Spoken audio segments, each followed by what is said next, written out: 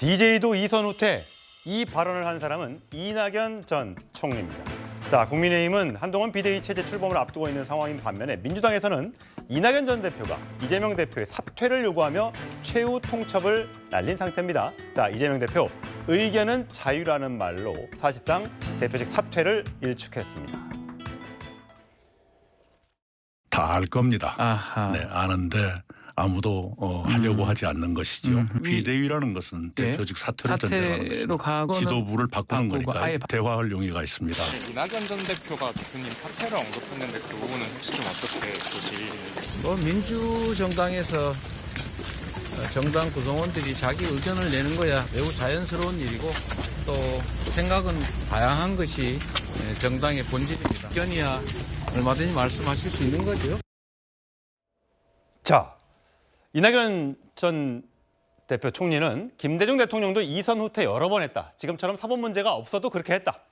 이재명 대표는 불행하게도 일주일에 이틀 또는 사흘 재판장에 가야 하는 형편 아닌가라고 하면서 직격을 하고 이선 후퇴를 계속해서 주장을 하고 있습니다. 근데 아까 목소리에서 들었던 것처럼 통합 비대위를 꾸리는 게 이제 조건이라고 했습니다. 이재명 대표를 만나는 조건. 근데 이재명 대표는 거기에 대해서 자기 의견을 내는 거는 매우 자연스러운 일이고 의견은 얼마든지 말씀하실 수 있죠라고 얘기했습니다. 자, 그러니까 이민찬 부대님 보시기에는 조건을 달았는데 의견이야 뭐 누구 이렇다면 이거는 의견이니까 당신의 의견이니까 내가 뭐 받아들이든 말든 내 마음대로 할 거 이렇게 해석을 해야 되는 겁니까?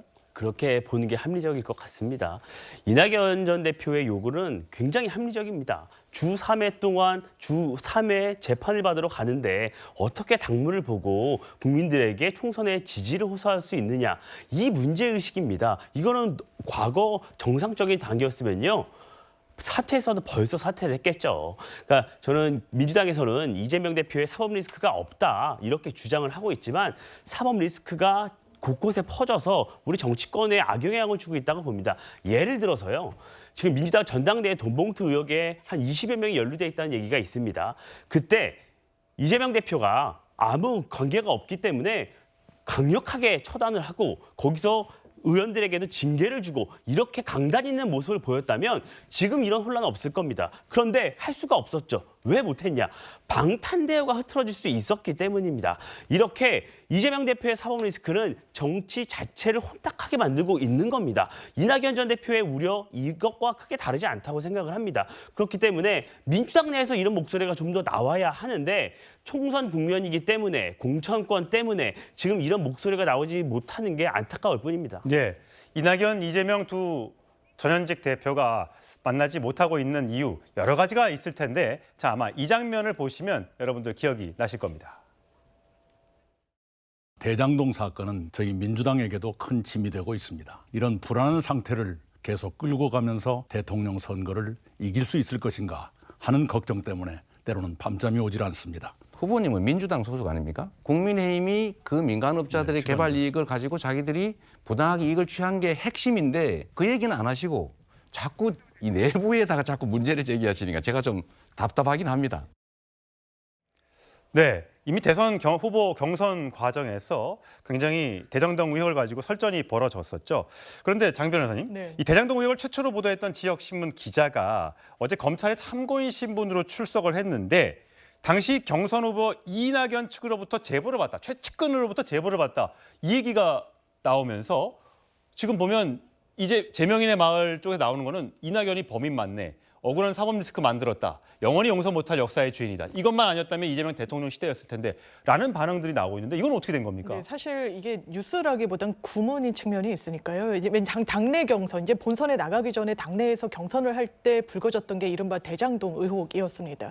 그 부분은 이재명 대표와 가장 강력한 라이벌 체계를 구축하고 있던 이낙연 전 대표 측에서 이제 문제 제기를 했던 부분이 있고 다만 이 부분을 언론사의 한 칼럼 형식으로 처음 이 보도가 나왔을 때 이 보도를 나오게끔 실마리를 준 것이 현직 의원 뭐 아무개 아니겠느냐라고 했지만 정작 그 해당 기자를 참고인으로 이제 검찰에서 조사했을 때는 이 현직 의원들은 아니고 최측근인 다른 사람인 것은 맞다라고 이야기를 해서 그 부분이 민주당에서 뭐 다시 한번 환기되는 측면은 있겠지만 뭔가 다른 뭐 분위기나 이런 상황이 연출되기에는 너무 구문이라는 생각이 듭니다. 예, 어떻게 되세요? 보니까 지금 벌써부터 이낙연 안 그래도 지금 신당 차려서 나간다고 하니까 사실 이재명 대표 지지자들, 민주당 지지자들은 분열 안 된다, 절대 나가면 안 된다라고 지금 계속해서 아까 얘기했던 신당 얘기 김민석 의원에도 얘기가 있었잖아요.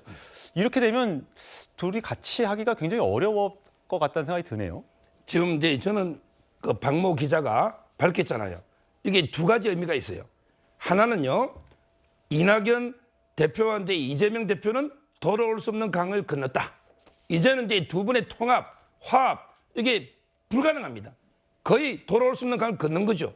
저는 분당은 이게 불가피하다. 이게 첫째 의미고요. 두 번째 더 중요한 게 이제 정치 보복, 검찰 독재 이런 이야기 절대 하지 마십시오. 민주당 패널들도. 왜냐하면 이게 이낙연 측에서 대장동을 제보했고 그 수사는 문재인 정권 검찰에서 수사가 시작됐던 이런 사건입니다. 그런데 이재명 대표는 지금도 윤석열 대통령이 너를 정치 보복한다, 검찰이 독재한다, 검찰이 탄압한다 이런 이야기 이제 앞으로 절대 해서는 안 된다. 이게 팩트입니다. 예. 자, 이낙연 전 대표 만약에 같이 하지 못한다면 새로운 당을 차려서 나가야 될 텐데 계속해서 흘러나왔던 얘기가 삼총리 연대설이었죠. 정세균 전 총리와 김부겸 전 총리. 하지만 이재명 대표는 김부겸 전 총리와 둘이서 만났습니다. 그 장면 보고 오시겠습니다. 부족한 것도 많고 또 해야 될 일도 많은데 이럴 때일수록 우리가 함께 힘을 모아서 같이 가야 되지 않겠냐 그런 생각을 합니다. 좋은 말씀 부탁드립니다. 물밑대화를 하시라. 이 전 총리께서 막 탈당을 예고하시고 이런 상당히 지금 당으로서 어려운 국면이잖아. 그래서 이거는 돌파를 같이 함께 돌파를 하자.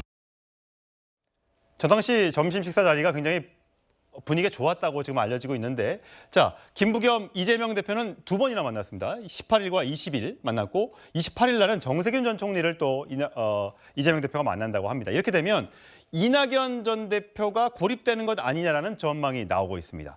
자, 과연 이낙연 전 대표는 어떤 선택을 할지. 자, 근데 관심 있는 얘기가 하나 나왔습니다. 아까 서정욱 변호사가 천기누설을 한 내용인데, 심평 변호사죠. 과거에 윤석열 대통령의 정치적인 멘토로 한때 불렸던 분이 SNS에 이런 글을 올렸습니다. 자, 이재명 총선 전에 사퇴할 거다. 희생전심 보여줄 거다. 대권도전 활력소 삼을 거다. 이걸 계기로 해서 그러면 비대위원장은 김부겸, 이탄희로 갈 거다. 이렇게 되면 한동훈 비대위가 크게 오히려 위협에 빠질 수 있다라는 전망을 내놨습니다. 자, 배종찬 소장 보시기에는 이 가능성, 그러니까 이재명 대표가 총선 전에 물러날 가능성 있다고 보세요? 뭐 가능성은 열려 있겠죠.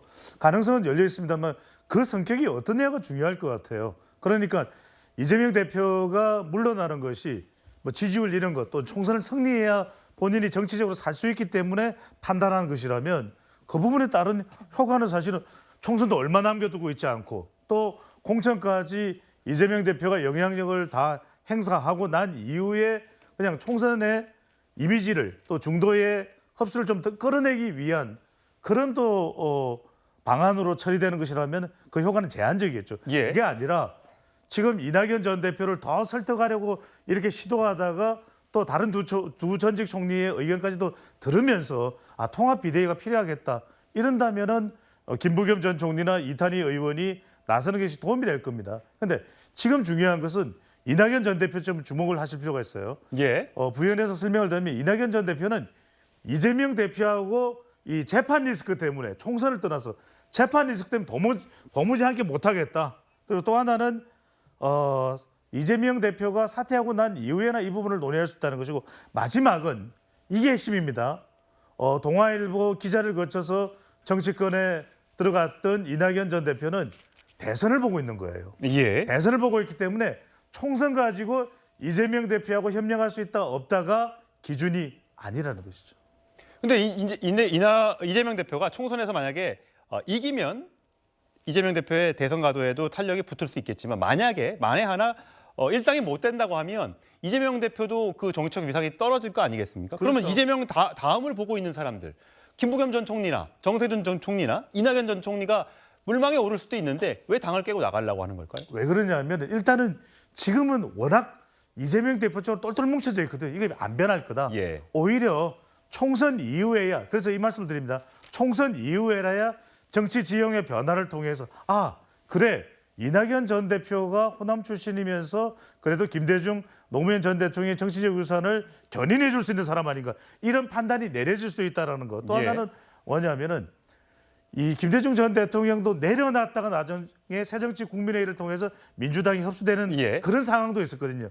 그걸 또 노린다. 또 하나는 뭐냐면 총선 때까지는 신당이 활성화되기 어렵지만 여하튼간에 통선이 끝나고 나면 오히려 기존 정치 지형으로는 안 되겠다. 새로운 정치 세력이 나와야 된다고 할 때 오히려 이낙연 전 대표는 더 탄력받을 수도 있지 않을까 그런 판단을 할 수가 있는 거죠. 예, 저 여러 가지 전망을 해봤습니다만 이 전망이 정확히 맞아 떨어질지는 좀 더 지켜봐야 될 것 같습니다. 총선이 정말 얼마 남지 않았네요.